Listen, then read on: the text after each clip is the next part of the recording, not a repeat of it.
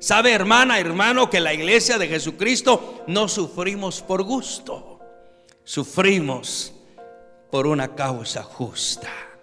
Sufrimos porque queremos defender la verdad a pecho y espada. Amén. Dice la palabra del Señor que Juan, el apóstol, era copartícipe de la iglesia, de los hermanos, de sus hermanos, de la tribulación. Y dice ahí que él estaba en el Espíritu. Estaba en el Espíritu en el día del Señor. Pero el hecho de que estaba en el Espíritu, estaba lleno del poder de Dios, no lo dejaba exento a él de los problemas. Porque dice que estaba desterrado en la isla de Patmos por causa, dice, de la palabra de Dios y el testimonio de Jesucristo. Estaba desterrado, dice ahí el verso 9, en la isla de Patmos por causa de la palabra de Dios y el testimonio de Jesucristo. Lo habían llevado prisionero, en otras palabras, a la isla de Patmos por causa, dice, de la palabra de Dios, de la palabra infalible de Dios. ¿Sabe, hermana, hermano, que cuando uno predica la palabra de Dios como está escrito, uno se mete a muchos problemas? A muchos problemas. Pero vuelvo a repetirle, vale la pena sufrir. ¿Cuántos creen que vale la pena sufrir por Cristo? ¿Cuántos creen que vale la pena sufrir por Cristo?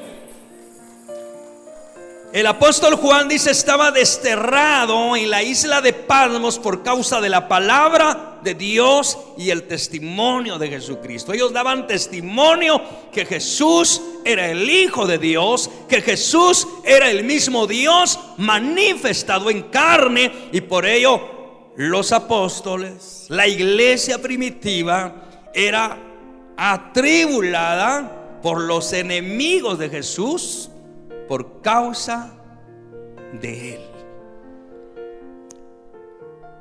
Pero vuelvo a repetirle, Dios que conoce que su iglesia necesita ánimo en la tribulación, necesita estímulo. Cuando somos estimulados, somos animados.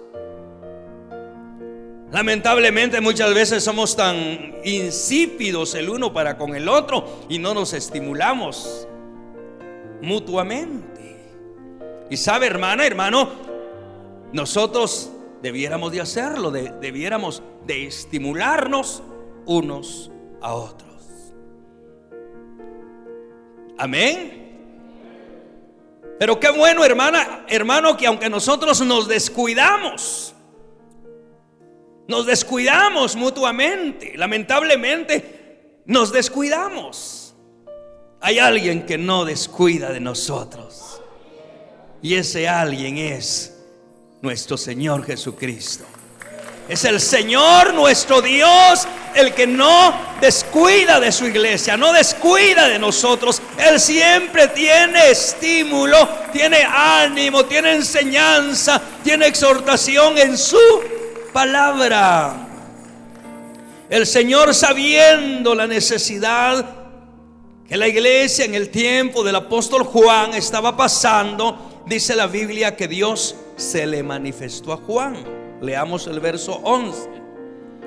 Apocalipsis capítulo 1 y versículo número 11. Que decía: yo soy el alfa y la omega, el primero y el último. Escribe en un libro lo que ves y envíalo a las 7 iglesias que están en Asia: a Éfeso, Esmirna, Pérgamo, Tiatira, Sardis, Filadelfia y Laodicea. Podemos ver, podemos escuchar a través de la palabra de Dios en esta preciosa escritura que estando el apóstol Juan desterrado en la isla de Patmos por causa de la palabra, decía el verso 9.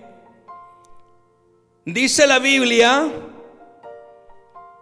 que nuestro Dios, que es omnisciente. Para los que no saben qué significa la omnisciencia de Dios, esa palabra significa que Dios todo lo sabe, todo lo conoce. La omnisciencia de Dios. No hay nadie que sea omnisciente. El enemigo no lo es. El enemigo escucha lo que usted dice, pero no sabe lo que usted piensa. Sin embargo, nuestro Dios, que está por encima de todo y de todos, Él conoce lo que hay en nuestro corazón. Dice la palabra del Señor que aún no está la palabra en nuestros labios, y Dios ya sabe lo que nosotros vamos a decir el día de mañana. Él lo sabe todo. Esa es la omnisciencia de Dios.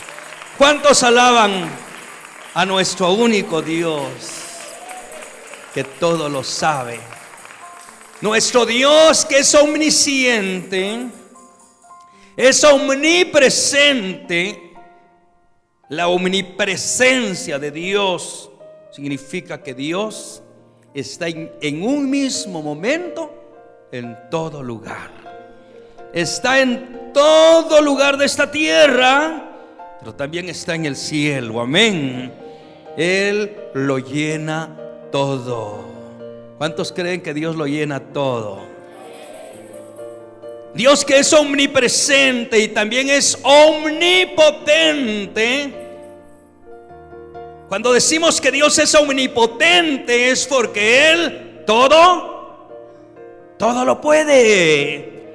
La Biblia dice en Lucas 1:37 que lo que es imposible para los hombres es posible para Dios. Dios, su Dios, mi Dios, nuestro único Dios, nuestro Señor Jesucristo, Él todo lo puede. ¿Cuántos podemos alabar al omnipotente Dios del cielo? Aleluya. Dice acá en el verso 11 que nuestro Dios todopoderoso se le manifestó a Juan en su plenitud. Ya no se le manifestó como era Jesús cuando estaba en la tierra. Ahora se le manifiesta como el todopoderoso, como el único Dios eterno. Porque le dice acá en Juan 1:11 que decía: yo soy el alfa y la omega. Cuando el Señor dice yo soy el alfa y la omega, Él se está presentando, identificando como el Dios de toda la eternidad, como el Dios de toda la eternidad. Hebreos 13:8 dice: Jesucristo es el mismo de ayer, de hoy y de por todos los siglos. Amén. Dios, que es eterno, se le manifiesta al apóstol Juan y le dice, le da una orden diciendo: escribe en un libro lo que ves. Dios le mostró muchas cosas preciosas al apóstol Juan y envía este mensaje que te voy a dictar. Le dice el apóstol Dios al apóstol Juan: escribe este mensaje que te voy a dictar y luego envíalo a las 7 iglesias que están en Asia. Y ahí están los nombres: a la iglesia de Éfeso, a la iglesia de Esmirna, Pérgamo, Tiatira, Sardis, Filadelfia y Laodicea. Estas 7 iglesias que estaban en Asia representan a la iglesia cristiana evangélica que ahora está dispersa en toda la tierra. Amén. El número 7 en la Biblia es el número perfecto. Y no es una casualidad que el Señor le dice a Juan: escribe en un libro lo que yo te voy a revelar, lo que yo te voy a mostrar, y luego lo envías a las 7 iglesias que están en Asia. Juan escribió el mensaje como Dios se lo había ordenado. Y luego envió ese mensaje a las iglesias que estaban en Asia. Y el día de hoy vamos a estar meditando en el mensaje que Dios le envió en Apocalipsis capítulo 2, verso 1 al 3. Gloria a Dios. Escribe al ángel de la iglesia en Éfeso, el que tiene las 7 estrellas en su diestra, el que anda en medio de los 7 candeleros de oro, dice esto: yo conozco tus obras y tu arduo trabajo y paciencia, y que no puedes soportar a los malos, y has probado a los que se dicen ser apóstoles y no lo son, y los has hallado mentirosos, y has sufrido y has tenido paciencia, y has trabajado arduamente por amor de mi nombre, y no has desmayado. Gloria a Dios. Imagínese la manera que el Señor se describe acá en el capítulo número 2. Dice: escribe al ángel de la iglesia en Éfeso, el que tiene las 7 estrellas, el que tiene las 7 estrellas, el que anda en medio de los 7 candeleros de oro, dice esto. Las 7 estrellas eran los 7 pastores, un pastor por cada congregación. Los 7 candeleros eran las 7 congregaciones.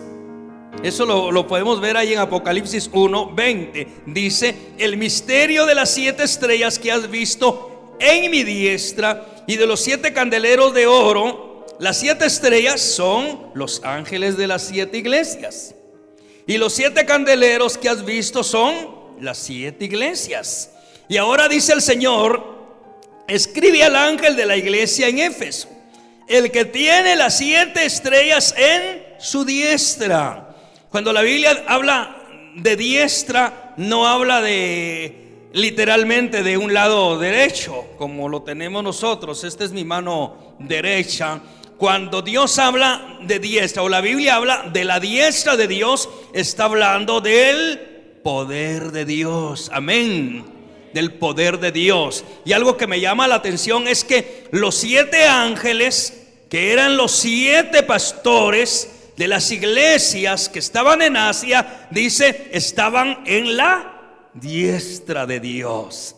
La iglesia, los siervos de Dios, los que le servimos a Dios, estamos en las manos del Todopoderoso. Amén. Estamos en las manos del Todopoderoso. Dígale al que tiene a la par: yo estoy en las manos del que todo lo puede. Dígaselo, hermana, hermano, gocémonos porque a eso venimos. Y sabe, hermana, hermano, si usted y yo estamos en las manos del que todo lo puede, habrá alguien que lo pueda arrebatar de las manos del que todo lo puede. No hay nadie, ni Satanás con todos sus demonios lo podrá arrebatar de las manos del Todopoderoso. La Biblia dice que la iglesia, sus siervas y sus siervos, estamos en las manos de Dios. Yo estoy en las manos de Dios.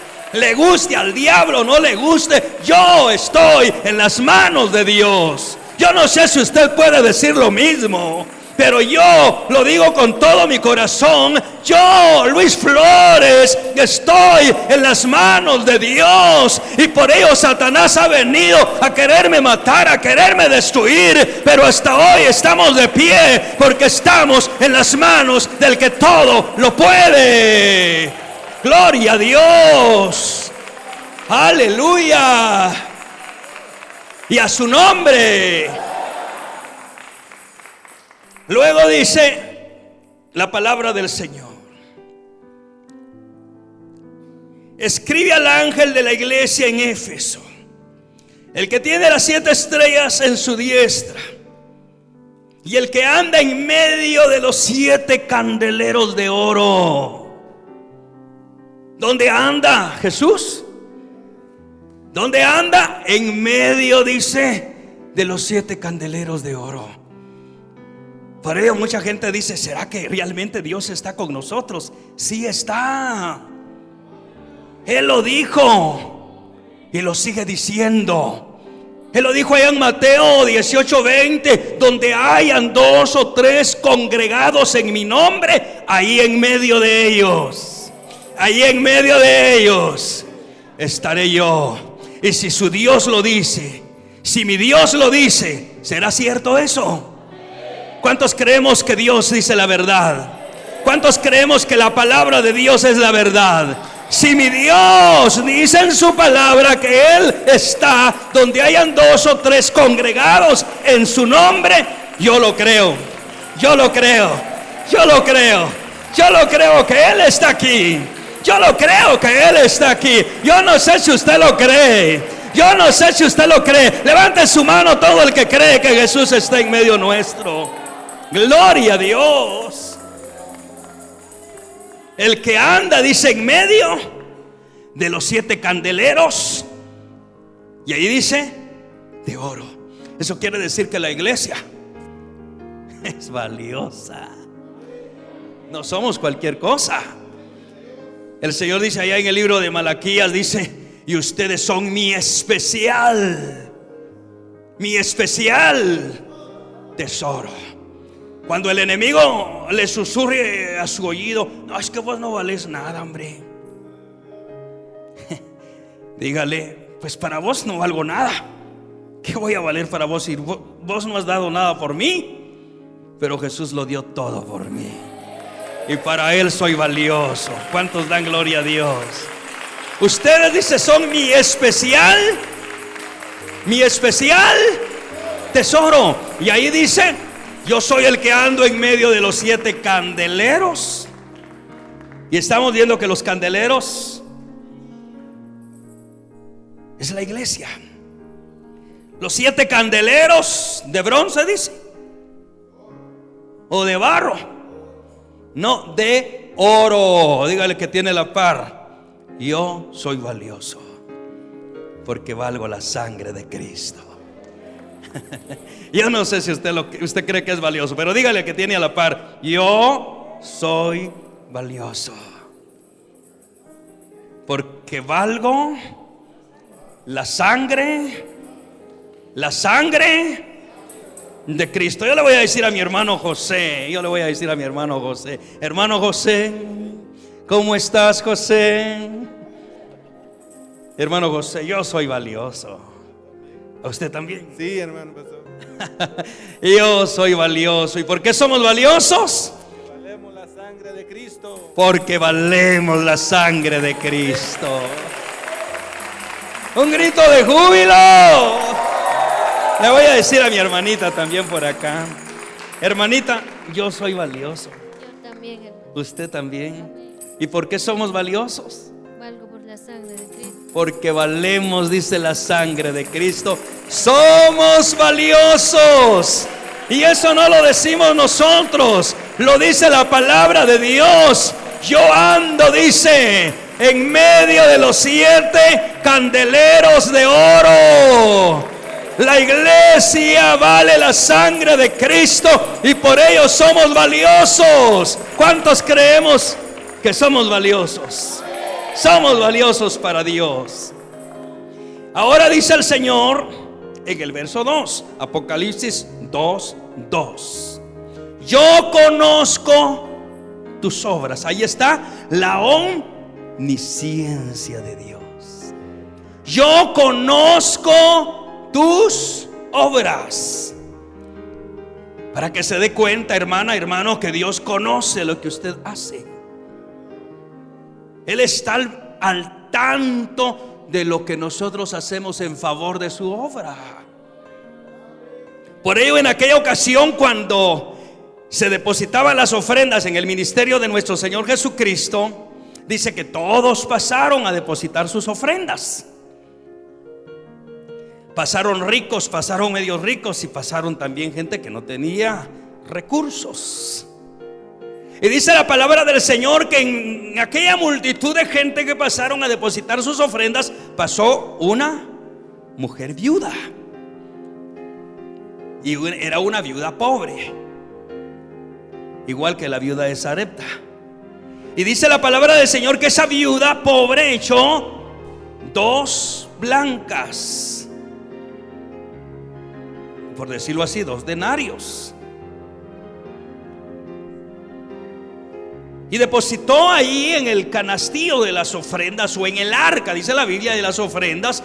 Y cuando ya habían depositado la ofrenda, el Señor Jesús dijo: en verdad les digo que esta viuda pobre echó más que todos, porque todos han echado de lo que les sobra, pero esta viuda ha ofrendado y ha dado todo su sustento. Esa es la omnisciencia de Dios. Dios conoce lo que hay dentro de nosotros. Dice gloria a Dios. Y acá dice: yo conozco tus obras. Usted que muchas veces se ha desanimado y le ha dicho: yo doy mis ofrendas, y cuánto he ofrendado para el ministerio de la radio de la iglesia, el ministerio de Dios, y casi nunca me dan un reconocimiento. Yo le entiendo, hermanita, hermanito. Nosotros no le hemos reconocido ese arduo trabajo que usted ha hecho en favor de la obra del Señor. Pero aunque a los pastores de la iglesia, el misterio de Dios, se les pase por alto y no tomen en cuenta lo que ustedes hacen, su Dios, a quien usted sirve, amén. Porque usted no viene a servirme a mí, no viene a servirle al cuerpo oficial de la iglesia, el misterio de Dios. Usted viene a servirle al Rey de Reyes y Señor de Señores, al único Dios que le da la vida, al único Dios que le ha dado la salvación de su alma. Y su Dios dice en este día: yo conozco. ¿Qué conoce Dios? Tus obras. Yo conozco tus obras. Y también conozco, le dice a los hermanos servidores que trabajan: Señor, fortalece a tus siervos, porque ellos, al igual que yo, nos cansamos y ya los años van pasando sobre nosotros, y antes no nos cansábamos como ahora nos cansamos físicamente hablando. Y le decía yo al Señor: fortalece a tus siervos, fortalece a tus siervos. Cuando ellos empezaron a orar, yo oraba juntamente con ellos: sí, Señor, fortalece a tus hijos.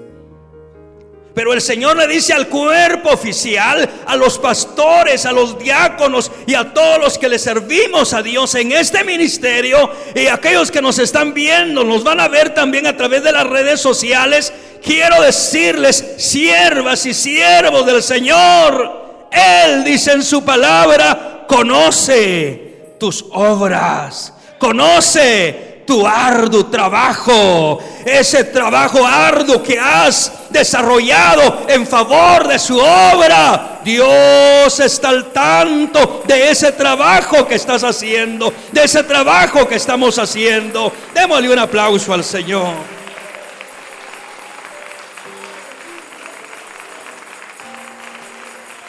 Yo conozco tus obras.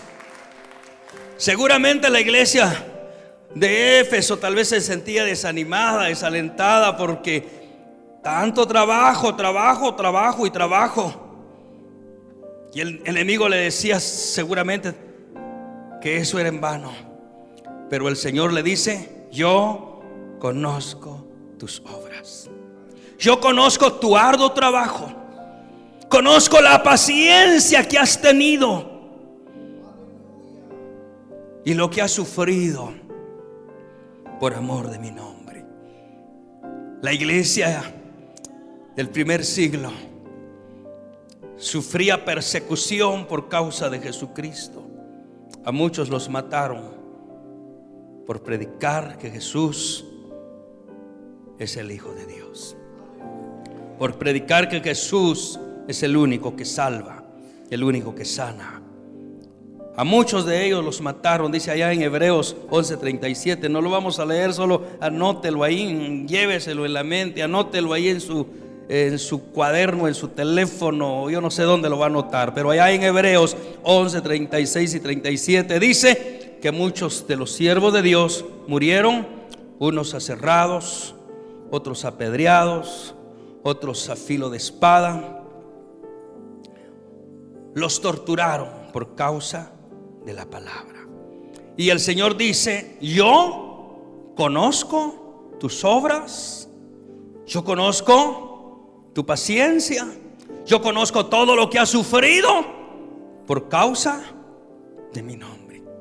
Todas esas cualidades buenísimas tenía la iglesia de Éfeso. Y algo más dice ahí en Apocalipsis capítulo 2 y verso 3, dice: y has sufrido y has tenido paciencia por amor de mi nombre y no has desmayado. Estaban todavía de pie, todavía estaban reunidos los hermanos sirviéndole a Dios como estamos hoy nosotros acá. Amén. Con dificultades, pero ahí iban poco a poco caminando. Tenían problemas, pero ahí estaban. Estaban siendo atribulados, pero ahí estaban reunidos, sirviendo a Dios, predicando el evangelio que salva. Amén. Dice ahí en el verso número 2: yo conozco tus obras, tu arduo trabajo y paciencia, y que no puedes soportar, dice, a los malos. Es decir, la iglesia que estaba en Éfeso era intolerante del pecado.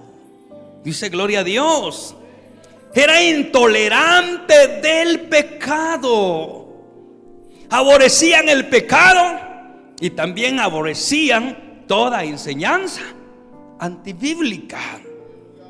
Porque ahí en el verso 6, leamos el verso 6, el Señor los elogia porque dice que también aborrecían la doctrina de los, leamos ahí, de los nicolaitas, dice, leamos. Pero tienes esto, que aborreces las obras de los nicolaitas, las cuales yo también aborrezco. Imagínense, la iglesia que estaba en Éfeso no solo trabajaba, servía a Dios con todo su corazón, sino dice ahí que también aborrecían el pecado con toda su alma. ¿Sabe que dice allá en el Salmo 97:10 que los que amamos a Jehová tenemos que aborrecer el mal? Y los hermanos de la iglesia en Éfeso, ellos aborrecían el pecado y también aborrecían toda doctrina que no venía de Dios. Doctrina es un conjunto de enseñanzas. Y toda doctrina, toda enseñanza que no venía de Dios, los hermanos de la iglesia que estaba en Éfeso, ellos la desechaban, la aborrecían. Dice ahí en el verso 6, dice, pero tienes esto que tenía la iglesia de Éfeso, tienes esto que aborreces la doctrina de los nicolaitas. Según se cree que la doctrina de los nicolaitas, dice, era una doctrina jerárquica o de jerarquía. ¿Qué quiere decir eso? ¿Qué quiere decir eso?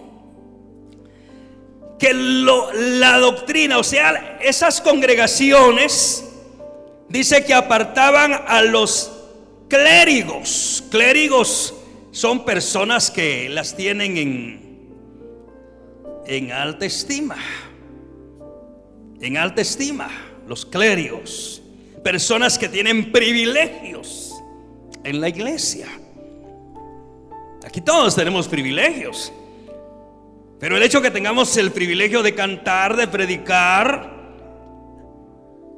En la iglesia el misterio de Dios no los ponemos en un pedestal. Aquí el único que tenemos en un pedestal y que decimos: Cristo vive, Cristo vive, Cristo vive. Y toda la gloria, la honra se la damos a Cristo Jesús, que fue levantado en la cruz, luego fue sepultado y enseguida se levantó de entre los muertos y ahora vive por los siglos de los siglos. Amén.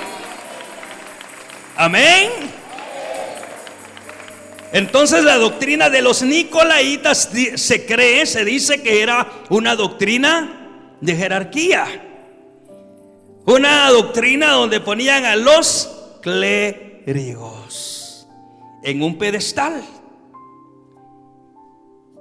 En un pedestal, y decían: ahí está el reverendo fulano de tal, y toda la gente gritaba y le aplaudía, y luego iban y le besaban la mano. Eso es el clérigo. En la iglesia popular tienen ese subgrupo de la gente importante, los cardenales, los curas, los papas, no digamos, es el grado más alto para ellos. Y esa es la doctrina de los nicolaítas, la doctrina que hace acepción de personas,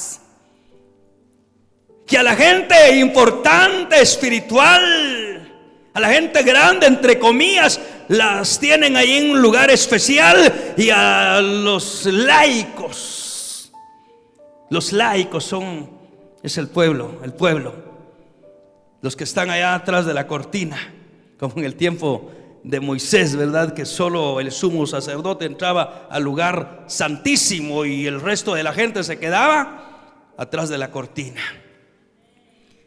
En la iglesia, o bueno, no solo en la iglesia popular, sino en muchos lugares, califican a la gente de esa manera. La gente valora a la demás gente por lo que tiene, por lo que es, literalmente hablando. Pero Dios, que conoce el corazón de sus hijas y de sus hijos, ¿cuántos dan gloria a Dios? Él les dice: yo conozco lo que ustedes están haciendo en favor de mi obra. Y también conozco que ustedes aborrecen a los que hacen acepción de personas, lo cual también yo lo aborrezco, dice el Señor, con toda mi alma, porque Dios no hace acepción de personas. Él nos ama a todos por igual y nos valora a todos por igual. Él murió en la cruz del Calvario por todos, por todos, por todos. Amén.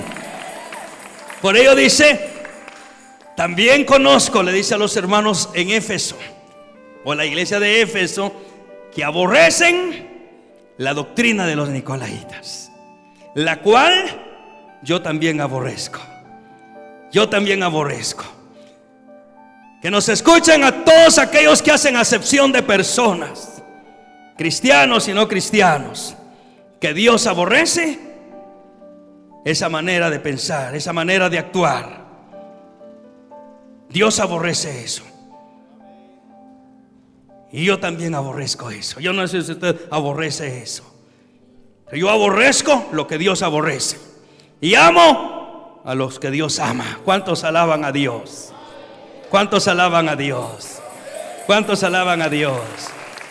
La iglesia que estaba en Éfeso aborrecía la doctrina de los nicolaítas.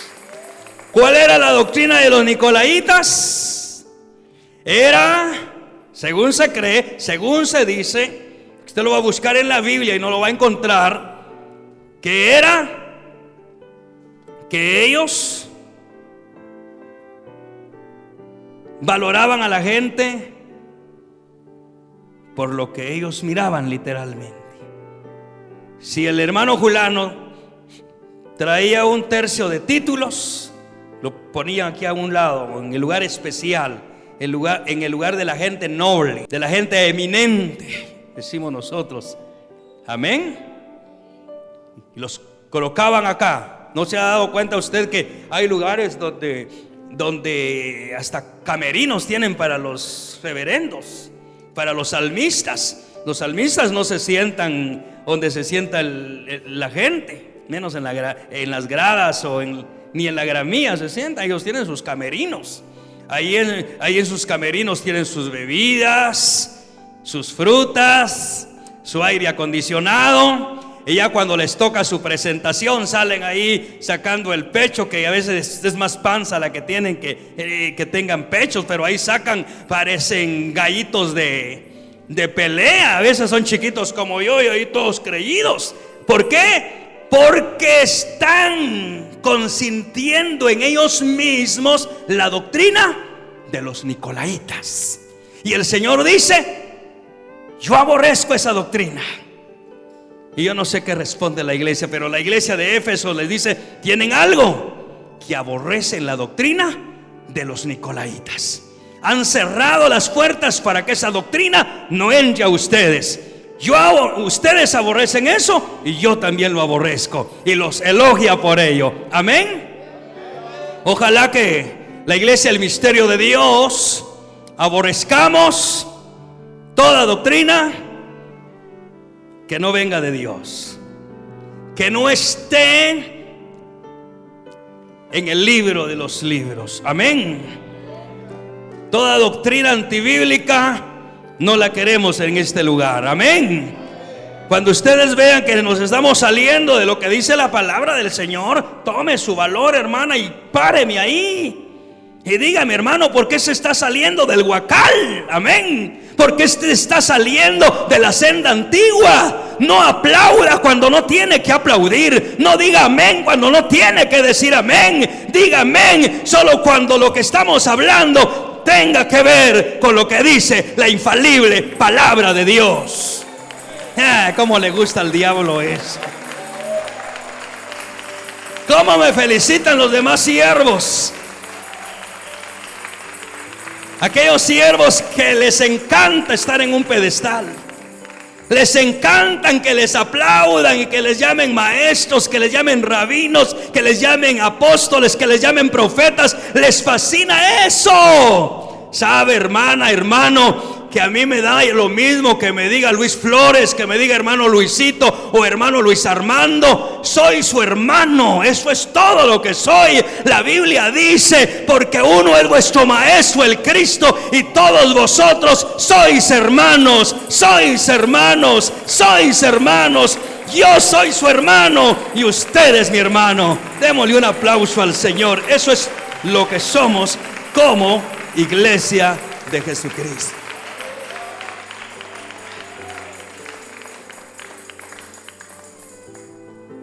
El Señor nuestro Dios le dice a la iglesia de Éfeso: yo conozco tus obras, conozco tu arduo trabajo, conozco tu paciencia, conozco que no toleras el pecado y que aún aborreces la doctrina de los nicolaitas.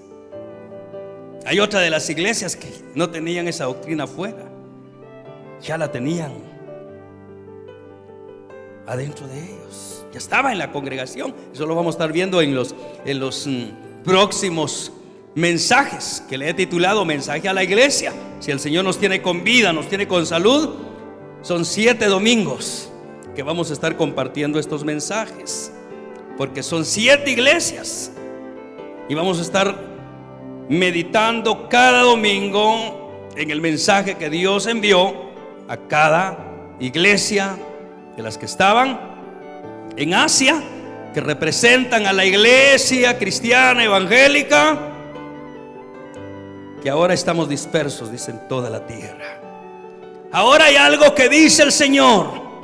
Le dice a la iglesia que estaba en Éfeso, que también nos representa a nosotros, representa a la iglesia cristiana evangélica que está en todo lugar. Le dice, primero los elogia y les dice: yo conozco lo que ustedes hacen, conozco que han sufrido, conozco que han trabajado, conozco que aún están haciendo la cacha, como decimos. Pero, dice, ahí hay un pero tengo algo contra ti. Imagínese, hermana, hermano. Pero tengo algo contra ti. Ahí en el verso 4, Apocalipsis 2:4. Pero tengo algo contra ti. Y es que, dice ahí, has dejado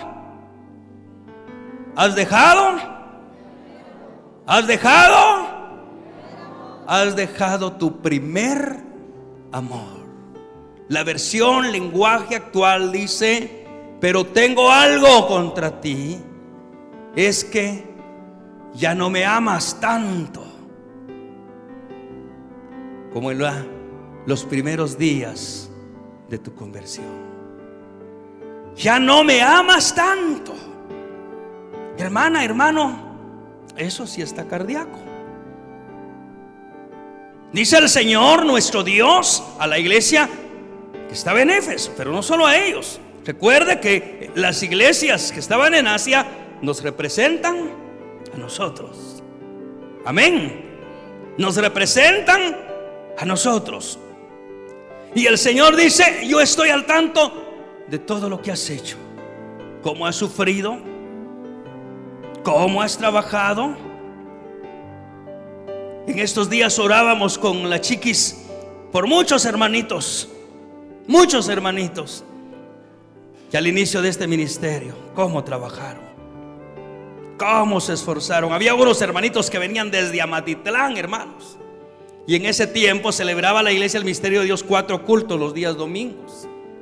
El primer culto lo celebrábamos a las 6 de la mañana. El segundo culto lo celebrábamos, como siempre, a las 10. El tercer culto a las 2 de la tarde, que gracias a Dios todavía lo celebramos. Y el cuarto culto lo celebrábamos de 4 a 6 de la tarde. En total, 4 cultos todos los días domingos. Y habían hermanitos a quienes nosotros los amamos con todo el corazón y los recordamos, y ojalá que nos escuchen a través de este mensaje. Habían hermanitos que participaban en los 4 cultos. Habían unos hermanitos que venían casi desde Villacanales. Y yo les preguntaba: ¿y a qué horas se levantan, hermanos, para venir a las 5:30 de la mañana acá a la iglesia? Pues, hermano, a las 3:30 ya estamos ahí, haciendo a un lado las chamarras para mientras arreglamos a las niñas, porque tenía su niña pequeña, y se arreglaban ellos también, porque eran diáconos y tenían que venir ya, como dice el hermano Cooper, tenían que venir de pomada. Amén. Porque cuando los hermanos vienen se les dice: revisa luz, hermano. Tienen que venir bien planchados, bien uniformados. Imagínense, a las 5:30 ya tenían que estar en la casa de oración. Y nos recordábamos porque tristemente muchos hermanitos empezaron a perder su primer amor. Permitieron que la llama, esa pasión del amor, se fuera apagando poco a poco en ellos. Poco a poco se fue apagando y luego ya no era lo mismo. Porque, hermana, hermano, todos sabemos que cuando uno ya no ama, las cosas ya no son igual. Ya no son igual. Y orábamos con la chiquis, la hermana Mari, y nos recordábamos y llorábamos profundamente cuando orábamos por los hermanos y mencionábamos los nombres de algunos de ellos. Nos acordábamos cómo venían a la iglesia, cómo se esforzaban, cómo se quemaban las manos de las mujeres en la cocina cuando bien se empezó esta congregación. Hermana, hermano, ¿sabe? No teníamos ni ollas para cocinar el café que se vende para recaudar fondos en botes de esos de 5 libras de leche. Ahí llevaron botes las hermanas y también los hermanos, y ahí cocinaban el café, ahí cocinaban en unas ollas todas viejas de aluminio, cocinaban la comida. Y no había un lugar ahí comíamos todos, y pasaban las hermanas a vender ahí adentro donde se celebraban los cultos. ¿Cómo era de bonito? Había una armonía tremenda y ahí el fuego del Espíritu Santo se encendía. Apenas empezaba el culto y ya estábamos sintiendo la bendición de Dios, porque dice la Biblia: mirad cuán bueno y cuán delicioso es cuando los hermanos viven en armonía, viven en amor. Hay una pasión allá adentro que le quema a uno, y no importa si hay comodidades o no hay comodidades, uno ahí está sintiendo la presencia de Dios, amando a los hermanos que están ahí trabajando con uno. Le digo todo eso, hermana, hermano, porque la iglesia en Éfeso era una iglesia esforzada, era una iglesia que se caracterizaba por buenas obras. Pero le dice el Señor: pero hay algo que ya no me agrada mucho de ti. ¿Y qué es, Señor? Es que ya no me amas tanto como en los primeros días cuando me conociste. Ya no me amas igual. Y yo no sé si usted se identifica con esta palabra. ¿Usted cree que todavía ama a Dios como lo amaba antes? No me lo diga, no me lo diga, no me lo diga. Mejor muéstrelo. Amén. Porque muchas veces decimos: sí, hermano, y hasta queremos levantar las dos manos, y nuestras acciones dicen otra cosa. Nuestras acciones dicen otra cosa.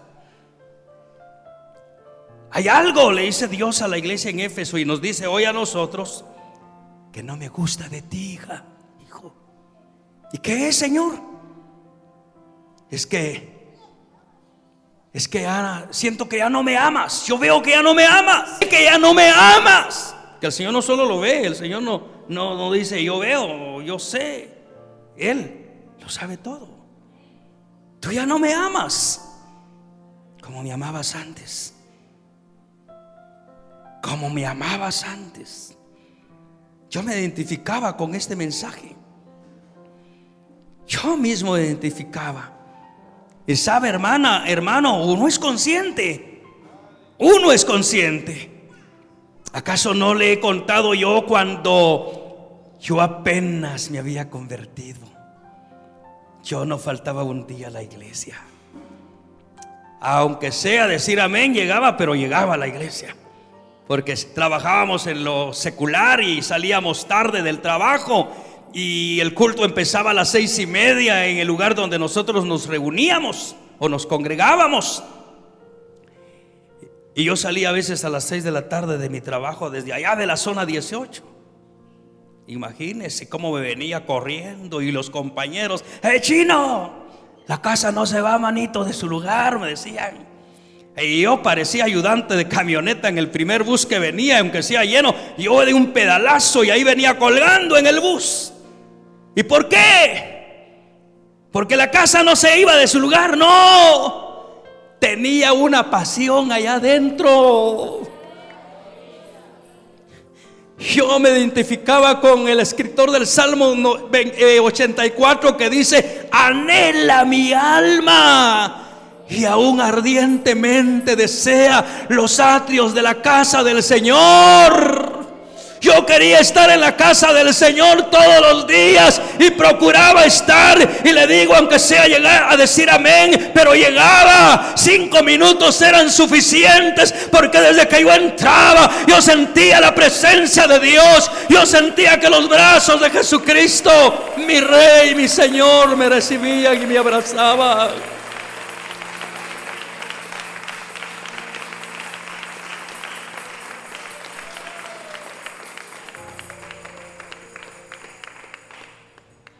Y cuando el Señor me daba este mensaje, me decía, ya no le hablaba a los hermanos de la iglesia en Éfeso, me hablaba a mí. Yo no sé si le habla a usted. Aquellos hermanos que se han esforzado, que han trabajado, que han ofrendado con todo amor, pero poco a poco lo han estado dejando de hacer. No sé si usted se identifica con este mensaje que dice el Señor: yo conozco todo lo que tú has hecho. Y sabes, hija, sabes, hijo, te felicito por eso. Pero hay algo que no me gusta ya de ti, y es que ya no me amas mucho. Ya me estás amando menos. Hermana, hermano, todos sabemos que cuando ya no hay amor, las cosas ya no son igual. En el matrimonio, por ejemplo, cuando ya no está ya aquella llama, aquella pasión del amor en la pareja, ya las cosas ya no son igual. El hombre lleva ahí dinero, pero ya lo lleva nomás porque hay un compromiso. Y si no lo llevo, esta señora me va a demandar. Entonces lleva ahí, aquí está el dinero, a veces hasta se lo hacen llegar ahí con otra persona. Que hay dinero ahí para que compres esto, para que compres lo otro. Pero ya no es igual como antes. Cuando el hombre estaba enamorado de la mujer, mira mi amor, no es mucho, pero lo que te doy con todo amor. Como decía el hermano que predicaba ayer en el servicio de matrimonios, aunque sea un atol de elote, compartía uno con su pareja, porque cuando no hay dinero, hermano, con un atolito de elote y una tostada, un taco ahí, uno se siente feliz compartir con la pareja. Cuando hay amor, mi amor, no es mucho lo que tengo, pero eso es todo lo que tengo. Y la mujer entiende, la mujer que comprende, entiende. Mi esposo me ama. Y también la mujer, cuando hay amor, mira, mi amorcito, le dice a su esposo: te preparé estos frijolitos con cebolla, bien frititos, con mucho amor, para que te los degustes. Y el esposo se sienta y se disfruta aquellos frijolitos que fueron hechos por las manos de una mujer que le tiene amor. Y el escritor a los Proverbios dice que es mejor un bocado seco. ¿Qué quiere decir eso? Un bocado seco, una tortilla que le den ahí, tal vez que ni siquiera ni para café hay. Y mira vos, aquí que sea agüita pura nos tocó hoy, ¿verdad?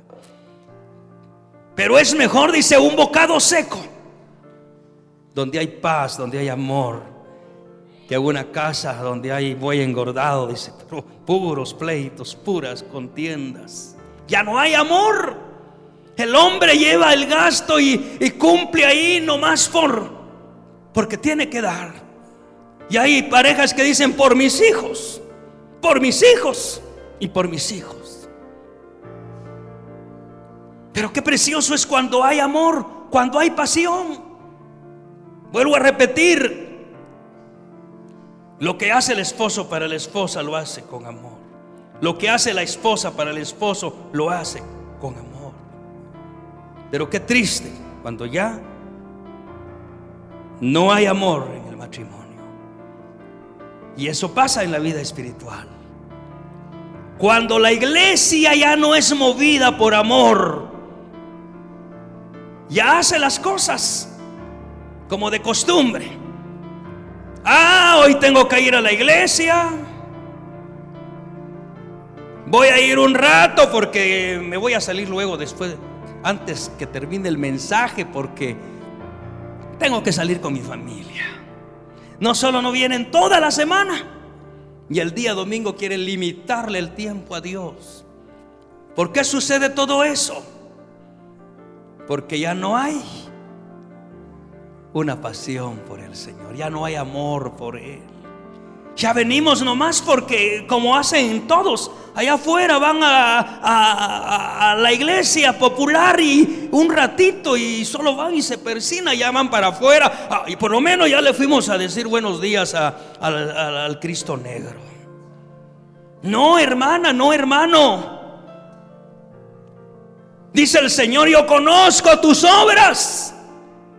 Conozco que me has servido, conozco que ciertamente has ofrendado para mi obra. Cuántas cosas buenas has hecho en favor de mi obra. Pero hay algo que no me gusta de ti, y es que ya no me amas ahora de la misma manera que me amabas antes.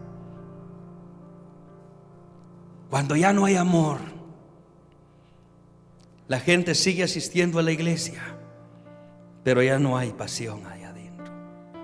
Siguen ofrendando, siguen diezmando, porque saben que de alguna manera si diezman, pues Dios los va a bendecir, porque Dios cumple su palabra. Dice que aunque ustedes sean infieles, yo sigo siendo fiel.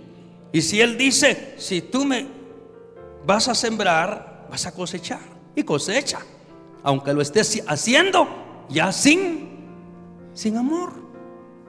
Dios sigue cumpliendo. Pero eso no quiere decir que nosotros estemos bien. Aunque ustedes, dice el Señor, sean infieles, entonces las bendiciones que recibimos no las recibimos porque estemos bien derechitos. Las recibimos por la fidelidad de Dios, por la misericordia de Dios. Pero nosotros debemos de ser conscientes. Yo le decía a un hermano, y siempre se lo he dicho en ocasiones, y a muchos hermanos se los he dicho, porque hay hermanos que cuando antes empezaron con aquella pasión, con qué amor traían sus ofrendas y sus diezmos. Hasta subían allá a la oficina, o bajaban, o llegaban a donde yo estaba, y decían: hermano, Dios me ha bendecido, y de lo mucho que me ha bendecido, aquí traigo mi ofrenda. Y algunos hasta lloraban. Algunas hermanas que eran bien detallistas le escribían corazoncitos ahí en los sobres y le decían: para mi amor celestial. Y ahí le escribían textos y le escribían un montón de cosas. Y así lo hacían, y así lo hacían. Pero hubo un tiempo que ya dejaron de hacerlo.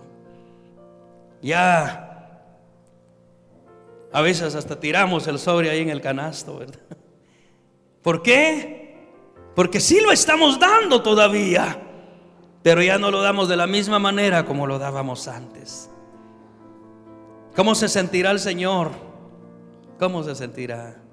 Se siente triste. Por ello dice: tengo algo contra ti, o hay algo en ti que ya no me gusta, decía el Señor, dice el Señor, y es que ya no me amas de la misma manera. Muchas veces le seguimos sirviendo a Dios. Los que cantan siguen cantando, los que predicamos seguimos predicando, pero ¿será que lo estamos haciendo de la misma manera que lo hacíamos antes? Hay personas que lo siguen haciendo, siguen viniendo a la iglesia, siguen sirviendo, porque tienen miedo a que Dios los mande al infierno. Y solo porque de plano, para que no me mande al infierno, yo voy a seguir yendo a la iglesia. No, hermana, hay un canto por ahí que dice: si yo te amo, es porque me nace hacerlo. Y dice por ahí: si el infierno tampoco existiera, de tal forma yo te seguiré queriendo. Qué bonito es cuando uno ama a Dios, no solo para que no nos mande al infierno, tampoco lo amamos solo para que nos dé riquezas materiales.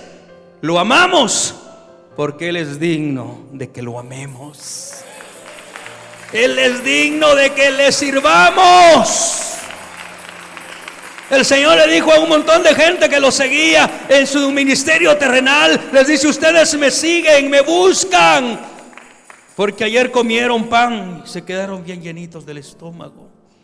Y les dice el Señor: pero no me busquen por eso. No me busquen solo porque ayer comieron y bebieron y se quedaron bien satisfechos. Trabajen, le dice, búsquenme, no por la comida que perece, sino por la comida que a vida eterna permanece. En otras palabras, búsquenme por amor. ¿Cuántos dan gloria a Dios? Búsquenme porque tienen pasión, porque ustedes reconocen que yo soy su Dios.